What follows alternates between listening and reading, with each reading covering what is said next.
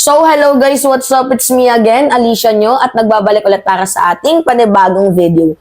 So, napapansin ninyo, mga minamahal, walang reaksyon ang mga DDS. Tumahimik bigla ang mga DDS, 'di ba? Dito nga po sa inilabas na bagong propaganda ng China.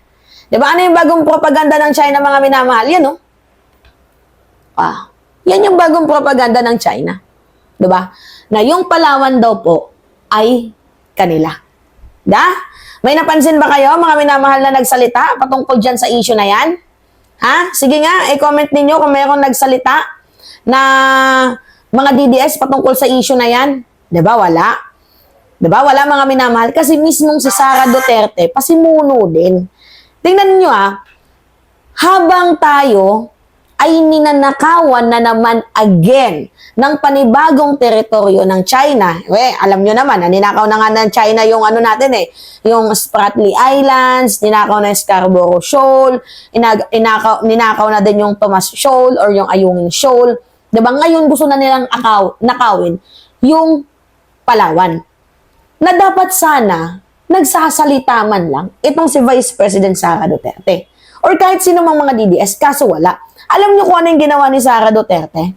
Mga minamahal, nakipag-meeting. Nakipag-meeting itong si Vice President Sara Duterte doon sa China. Alam niyo yun, yung kinontent ko sa inyo kahapon, i-search natin Instead sana na itong si Sara Duterte, 'di ba, ay magsalita, umattend pa. Umattend pa sa, ewan ko kung anong festival ba yun ng yan papipisti talaga Yan yan, nandiyan si Sara Duterte. Yan kita ninyo. Yan. Di ba? Magaling talaga, mabait talaga ang ating Vice President, mga minamahal. Sobrang bait niya. Talagang nakakasama ng loob, no?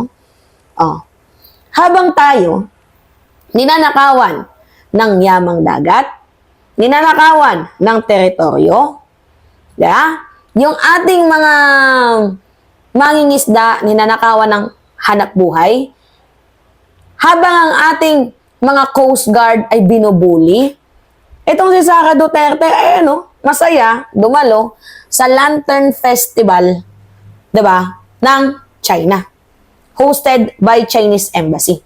So nakakalungkot isipin. At mapapansin ninyo na ni isang mga DDS, wala man lang nagsasalita patungkol sa issue na to. Wala, 'di ba? Lahat sila tameme. Bakit kaya? Sige nga. Bakit kaya tameme yung mga DDS ngayon patungkol sa issue na yan? Bakit sila tahimik? Bakit hindi sila nagsasalita? Tapos lagi na sinasabi, mahalin daw ang Pilipinas. Bakit ganon? Diba? Bakit sila nagsasalita ng ganon? Mahalin ang Pilipinas? Pero tingnan nyo, panibagong pangaagaw na naman ng China. Yan dati 9 dash line, tapos naging 10 dash line. Tapos ngayon, pati yung teritoryo natin, ninanakaw. Diba? Mga minamahal. Tapos sasabihin nila, yung propaganda nila noon na, hindi, nakalagay yan sa history ng aming mga ninuno. Diba? Yan yung palusot nila, hindi. Yan yung sabi ng aming ninuno, amin yan. Kahit wala naman nakikitang teritoryo na sa kanila yan. Diba? Yan yung pinapalabas nila. Kiniklaim nila na sa kanila yung Palawan. Kaya nga ito yung masakit Once na mag-elect tayo ng isang official, tapos yung official na yun ay pro-China, or itago na lang natin sa pangalang DDS, kasi mostly naman talaga ng mga DDS makapili yan, di ba? Imagine nyo na lang yan, pinaglalaban natin ang ating bayan. Tapos sila, parang halos gusto na nilang ibenta tayo sa mga dayuhan. Nasisikmura pa ba yun ng mga politikong kumakapit sa pera ng China, yung mga Manchurian candidate?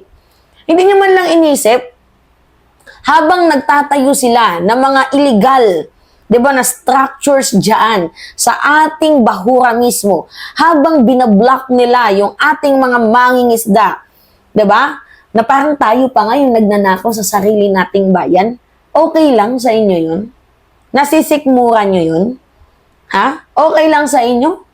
Nasisikmura niyo yung ganong klaseng bagay? Na parang yung tayo yung nagnanakaw sa sarili nating dayuhan? Well, kung sa bagay, sabi ko nga sa inyo, sino ba yung merong gentleman's agreement dito? Diba? Si former President Duterte. Oops! Gusto nyo ulit mangyari, mga minamahal, na wala tayong balita patungkol sa issue ng China? Ay patungkol sa issue ng West Philippine Sea? Magkakaroon na naman dyan ng news blocking, mga minamahal. Diba? Magkakaroon naman dyan ng news blocking pag maupo itong si Sara Duterte. Wala tayong balita patungkol sa West Philippine Sea, tahimik, diba? Tapos malalaman natin yung Palawan sa kanila na pala. Hindi nyo man lang ba pinahalagahan yung paghihirap ng ating mga heroes?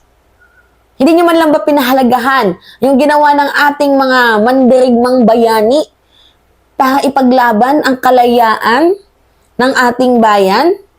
Diba? Yung freedom na inaasam, na gusto natin. Hindi nyo man lang ba yun, wala ba kayong care about doon? Nagpakamatay sila para sa ating bayan. Tapos kayo, literal, harap-harapan, kinukupal nyo kami. Tapos itatago nyo na lang sa pangalan na, hindi, magkakagera. Kapag pumalag tayo, tinatakot nyo pa yung mga Pilipino. Ginagawan nyo pa ng segue. Diba? Para matakot tayo at umapid dito nga sa ginagawa ng China. Literal na betrayal to, mga minamahal. Kaya no wonder, bakit ang tahimik nila ngayon? Sa issue na ginagawang harassment, again, pagnanakaw, territorial greed ng China sa bansang Pilipinas. Lahat sila tahimik. Si Digong, si Sara, si Baste, si Pulong, si Panelo, yung mga DDS, lahat sila tahimik. Pero ang ingay niyong pumutak kapag ang pinag-uusapan bangag adik. Tingnan nyo, ano yung nakakaurat dito? Si Sara Duterte pag iniimbitahan sa House Quadcom, laging absent. Inimbitahan sa NBI, absent. Ngayon na papadaluhin sa impeachment, feeling ko pa nga mukhang magiging absent din itong si Vice President Sara Duterte. Mukhang maalat na dumalo doon sa impeachment court. Pero pag iniimbitahan ng China, ang bilis. Sobrang bilis. Diba?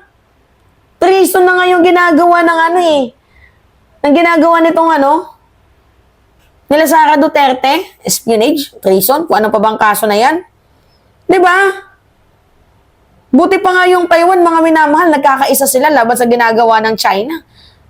Kahit napakaliit ng Taiwan, nagkakaisa sila sa ginagawa ng China. Samantalang yung Pilipinas, mas malaki pa nga tayo ng slight doon sa Taiwan. Na? Tahimik? Ay, nako.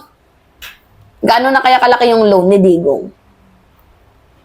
Dito sa China, kung kaya feeling ko, Manchurian candidate, itong si Sara Duterte. Diba, mga minamahal, nagigets ninyo? Alright. Dati 9 dash line, sabi na nag-comment, ngayon 13 dash line na. Grabe.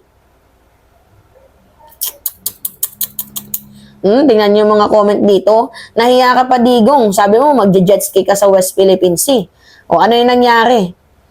Diba? Grabe,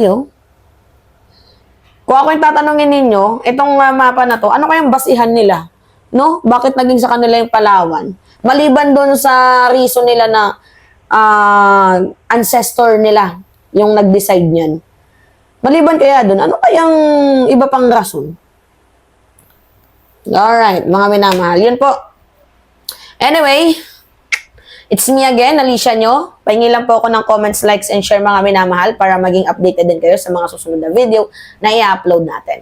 Comments and share. Ingat, mga kababayan.